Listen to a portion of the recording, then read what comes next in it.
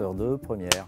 Notre souci, c'était faire des économies d'électricité, de gaz et d'eau. Le principe étant de se dire on préfère investir en une fois un montant qu'on connaît pour ensuite diminuer les dépenses quand on vivra pendant X années dans la maison. On a coupé de la moitié notre consommation de gaz, d'électricité et d'eau. Donc le premier élément, ça a été de faire un diagnostic énergétique. Mais en fait, combien de temps dans la journée on tire de l'eau chaude sous un évier? Donc simplement, on a mis un interrupteur avec ça et on a économisé un truc incroyable. Rien qu'investir 30 € dans un wattmètre pour pouvoir mesurer ses consommations électriques, ce qu'on pouvait déjà économiser sans rien investir, simplement en faisant un peu attention à la consommation. Passeur 2, prise 3. On a aussi décidé de partir pour une isolation à l'arrière. Donc on a commencé à faire une isolation sur une façade.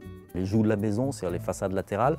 On a changé la chaudière, on a mis des capteurs solaires pour l'eau chaude, on a mis des panneaux photovoltaïques et puis on a aussi remis en eau la citerne. Ça veut dire maintenant quand il pleut, on a aussi une raison d'être content.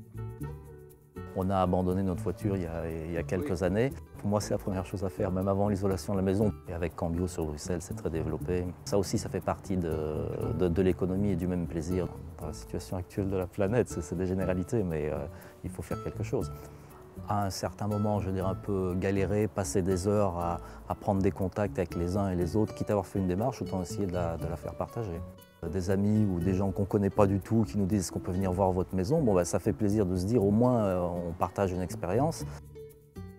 Acheter un wattmètre et deux, ça vaut la peine de faire un diagnostic énergétique. Vous voyez plusieurs expériences avant de vous lancer. C'est agréable de pouvoir se dire qu'on a limité notre empreinte écologique simplement parce qu'on a diminué de la moitié nos consommations.